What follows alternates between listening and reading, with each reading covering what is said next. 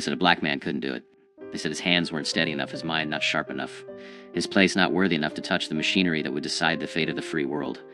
But on a cold morning in 1943, inside a sprawling factory in Detroit where the roar of industrial might drown out the whispers of hatred, one man stood before a blueprint that would change everything. His name was David Baker, and the machines he was about to build wouldn't just help win the war, they would prove that genius has no color, that brilliance bows to no segregation, and that sometimes the greatest battles are fought not with guns, but with wrenches, slide rules, and an unbreakable will to prove the world wrong. The story begins not in the smoke and fire of European battlefields, but in the suffocating heat of Birmingham, Alabama, where David Baker first learned that the color of his skin would be both his greatest obstacle and his most powerful motivation.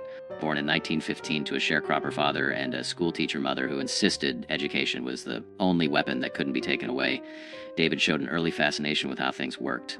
While other children played in the red clay dirt, he dismantled pocket watches, rebuilt broken radios, sketched elaborate mechanical contraptions in notebooks his mother bought with money she didn't have. His father would shake his head, not in disappointment, but in fear, because in the deep south of the 1920s, a black boy with big dreams was a dangerous thing. Dreams got you noticed, and being noticed got you hurt. But David's mother refused to let the world crush her son's spirit. She scrubbed floors in white homes during the day and taught David mathematics by candlelight at night, her fingers tracing equations across borrowed textbooks while outside, the world reminded them daily of their supposed inferiority. Separate water fountains, separate schools, separate futures.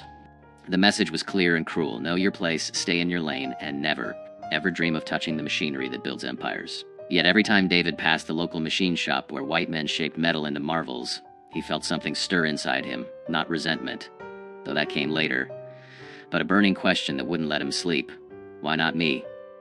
The answer came in 1933 when David, against astronomical odds, earned a scholarship to study mechanical engineering at Tuskegee Institute, one of the few places in America where a black student could pursue such an education. At Tuskegee, surrounded by other young black men and women who refused to accept the limitations the world imposed, David flourished. He stayed up until dawn perfecting calculations, his hands stained with ink and grease, his mind racing through problems of torque and tension, stress and strain.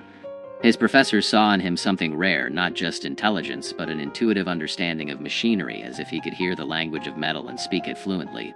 By the time he graduated in 1937 with top honors, David Baker was arguably one of the most talented young engineers in America. But in America, that talent meant nothing if you were black. He applied to every major engineering firm in the country: Ford, General Motors, General Electric, Westinghouse. The rejection letters came like clockwork, each one a knife wrapped in polite language. Some didn't bother with politeness. One letter simply stated, "We do not employ colored engineers." Another suggested he might be better suited for janitorial work.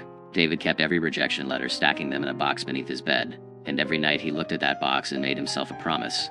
Someday, somehow, he would build something so important, so undeniable, that they would have to acknowledge him. He didn't know that the opportunity would come wrapped in the most devastating war humanity had ever seen.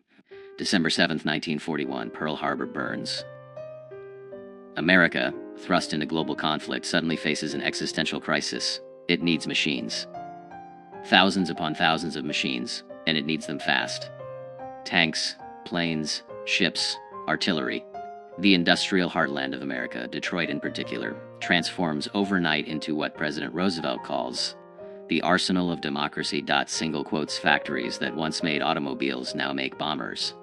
Assembly lines that produced family sedans now produce Sherman tanks. And in this desperate scramble to arm a nation, something unprecedented happens. The color line begins to blur.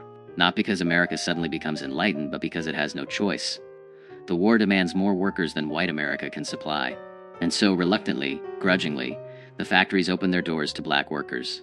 Not with welcome, but with necessity. David Baker arrives at the Willow Run bomber plant in Michigan in January 1943, one of thousands of black Americans migrating north for war work.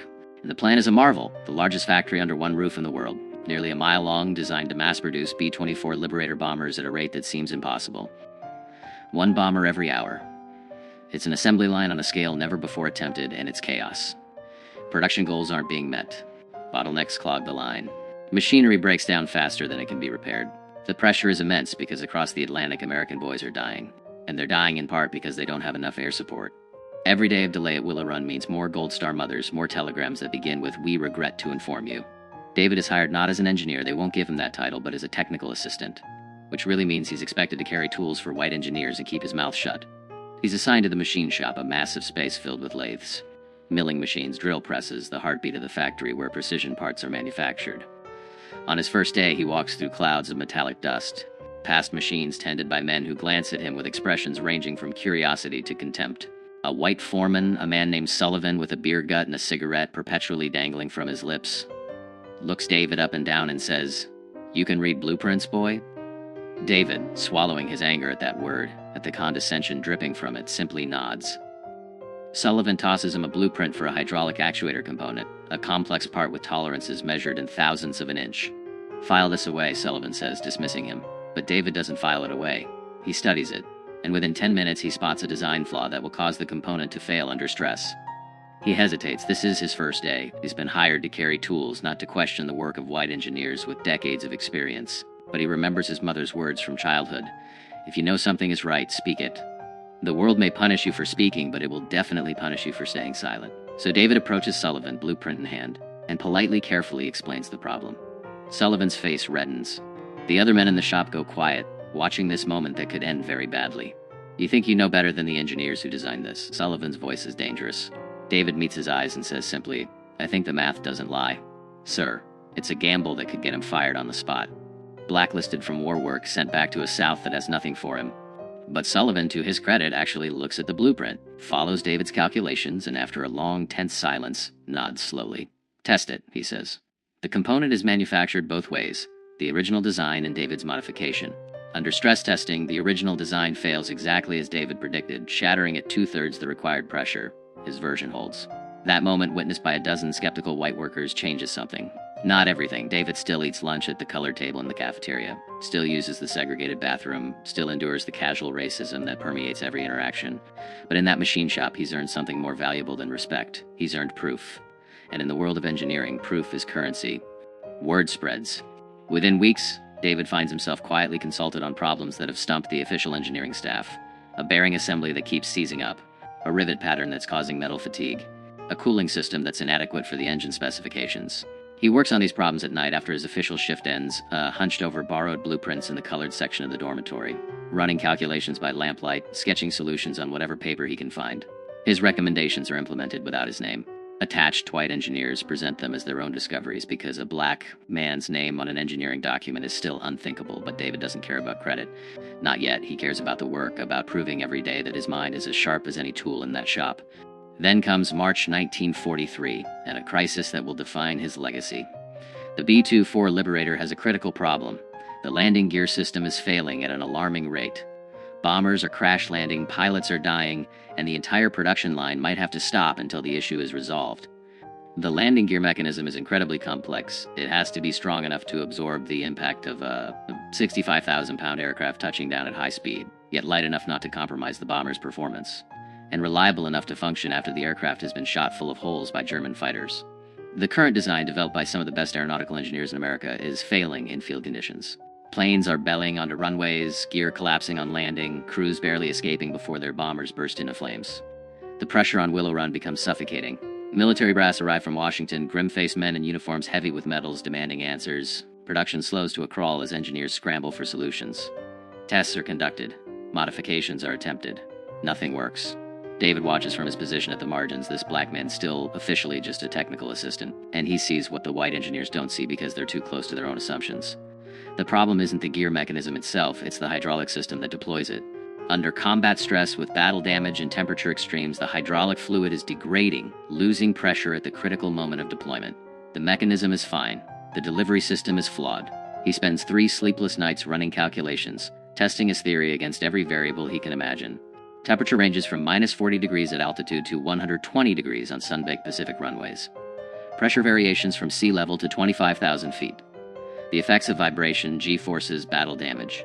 He redesigns the hydraulic system from scratch, incorporating redundancies, adding a pressure accumulator, changing the routing to protect lines from enemy fire, even suggesting a different hydraulic fluid with better thermal properties. It's audacious.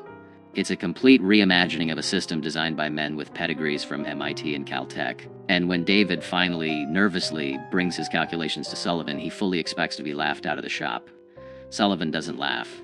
He stares at the pages of calculations, the detailed schematics, the test data David has compiled on his own time with borrowed equipment. Then he does something David never expects. He picks up the phone and calls the chief engineer.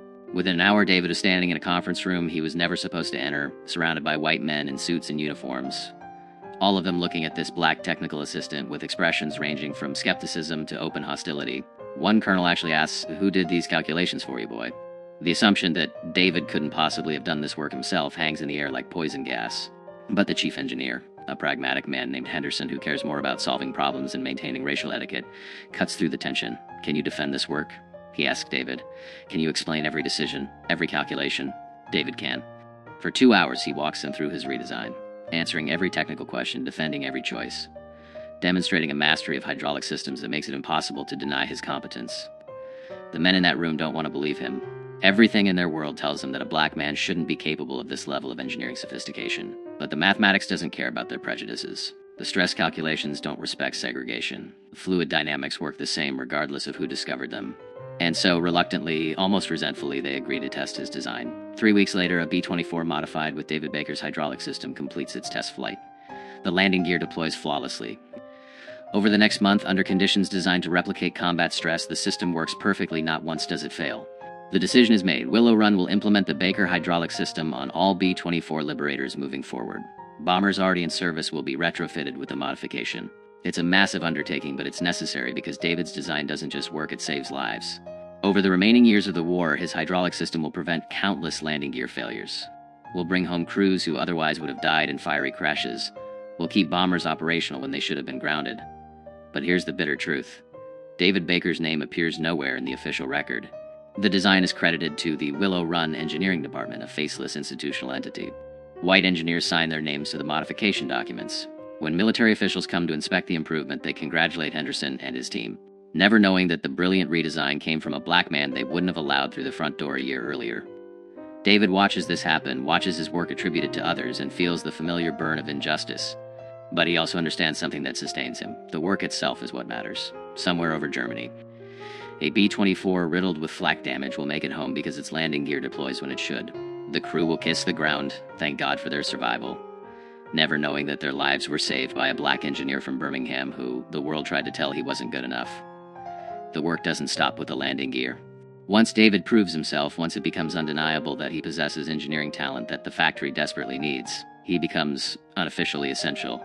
The color line still exists, he still can't eat in the main cafeteria. Still can't use certain facilities, still endures the daily humiliations of segregation, but in the machine shop, a strange respect develops. White workers who would never socialize with him outside the factory start coming to him with problems. A lathe operator struggling with a complex part asks David to check his setup. A welder encountering unusual metal fatigue requests his analysis. Slowly, reluctantly, David is integrated into the actual engineering work. Though his job title and pay never reflect his contributions, he improves the engine mount assembly, reducing vibration that was causing premature wear. He redesigns the bomb bay door mechanism, making it more reliable under combat conditions. He develops a modification to the oxygen system that prevents freeze-ups at high altitude. Each innovation is small in isolation, but together they make the B-24 Liberator a better, safer, more effective weapon of war. And every improvement carries the same invisible signature.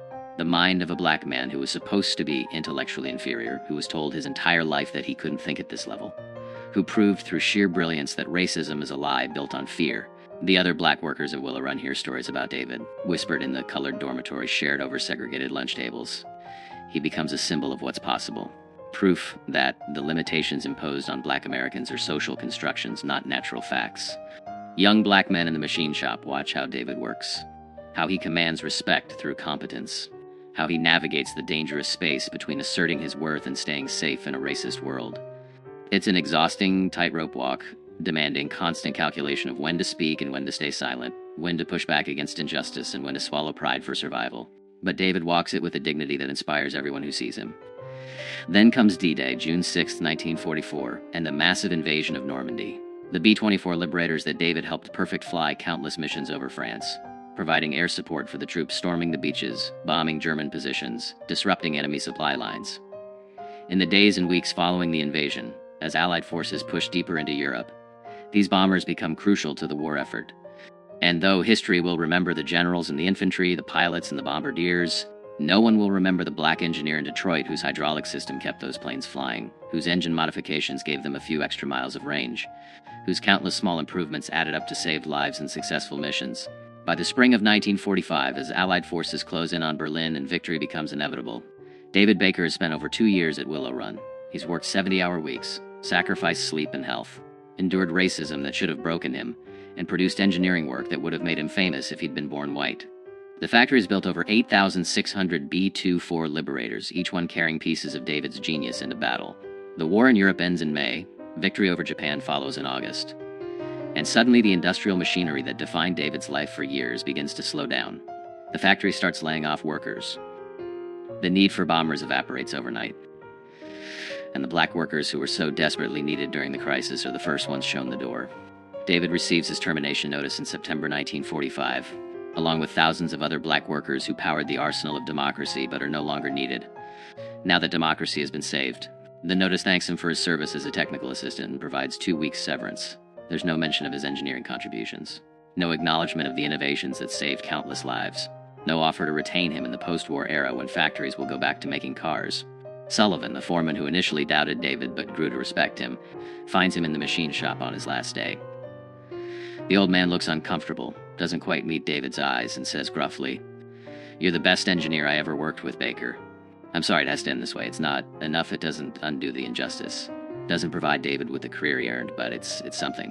An acknowledgement, however private, that David Baker was never just a technical assistant. He was the man who helped beat Hitler with mathematics and metal, with hydraulics and hope. After the war, David tries to leverage his Willow Run experience into an engineering career. He applies to firms in Detroit, in Chicago, in New York, carefully crafting his resume to highlight his contributions while navigating the impossible task of claiming credit for work that was officially attributed to others. He can't exactly write redesigned hydraulic system for B-24 Liberator when there's no official record of his involvement. The engineering firms look at his resume, see his degree from Tuskegee, note his race, and the rejections come just like they did in 1937. The war changed many things, but it didn't change America's fundamental unwillingness to see black genius as equal to white mediocrity. He eventually finds work as a high school mathematics and physics teacher in Detroit's black neighborhood, educating the next generation, trying to pass on not just knowledge but the belief that they can achieve anything despite a world designed to stop them. It's honorable work, important work, but David knows he's capable of so much more. At night, he sits in his small apartment surrounded by engineering textbooks and drafting tools he rarely uses, and wonders what he could have built if America had let him. How many innovations died because a talented black engineer was confined to a classroom instead of a laboratory? How much potential was wasted because racism valued skin color over capability? Decades pass. The story of Willow Run becomes legend. The tale of American industrial might defeating fascism through sheer productive capacity. Books are written, documentaries are made. Museums preserve B-24 Liberators as symbols of the greatest generation's triumph. The engineers who designed these planes are celebrated, their names recorded in history. But David Baker's name appears nowhere. His contributions exist only in fading memories and the recollections of a few black workers who knew him. In the private knowledge of men like Sullivan, who saw his genius firsthand but never fought to ensure he received recognition. David Baker dies in 1983 at age 68, having never received public acknowledgement for his wartime contributions. His obituary in the local Detroit newspaper identifies him as a retired teacher and community leader. It doesn't mention Willow Run, doesn't mention hydraulic systems or bomber engineering, doesn't hint at the fact that this quiet, dignified man helped win the most important war in human history. His story, like the stories of thousands of black Americans who contributed to victory but were erased from the narrative, seems destined to disappear completely, another casualty of America's selective memory. But here's what racism couldn't destroy: the work itself. Every B-24 Liberator that made it home safely with David's hydraulic system. Every crew member who survived a landing that should have been fatal because a black engineer from Birmingham understood fluid dynamics better than the white men with famous names and prestigious degrees. Every bomb that reached its target because David's engine modifications gave the plane just enough extra performance. The machines he built didn't care about the color of their creator's skin. They just worked reliably, effectively, saving lives and winning battles. And in the end, isn't that the ultimate vindication? Not the recognition that never came, not the career that was stolen, not the credit that was denied, but the undeniable fact that when America needed genius, it found it in a place that claimed genius couldn't exist, and a man it said couldn't possibly possess the intelligence to shape history. David Baker built machines that beat Hitler, and he did it while a nation that needed him refused to see him. His story finally being told now, decades too late to benefit him, but not too late to honor him. is more than the tale of one brilliant engineer denied his due. It's the story of how many David Bakers existed, how many black Americans possessed talents that could have changed the world but were never given the chance, how much human potential America squandered in service of maintaining racial hierarchy. For every David Baker we discover, how many remain invisible, their contributions erased, their genius unrecognized. The B-24 Liberator helped win World War II, but it won despite America's racism, not because America overcame it. And the men and women who built those planes, who designed their systems, who solved the engineering problems that kept them flying, many of them were black Americans whose names we'll never know, whose brilliance was stolen by a society that couldn't admit they possessed it. David Baker deserved better. He deserved to sign his name to his designs, to be celebrated as the engineering genius he was, to build a career worthy of his talents, to see his children grow up knowing their father helped save the world. He deserved to live in an America that judged him by his capabilities rather than his color. He didn't get that America, not in his lifetime, but the machines he built remained testament to what was possible when talent met necessity, when one man refused to let racism define his worth, when genius proved stronger than prejudice, if only for the brief moment it took to solve an impossible problem and save countless lives. If this story moved you, please take a second to like this video. It truly helps us keep these untold stories alive.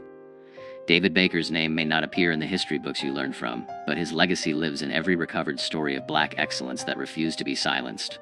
Share your thoughts in the comments below, especially if you know of other forgotten heroes whose contributions deserve recognition. And don't forget to subscribe to this channel to discover more real stories of black Americans whose courage, brilliance, and determination changed the course of history, even when history tried to forget them. These stories matter. These lives mattered. And the truth, no matter how long delayed, deserves to be told.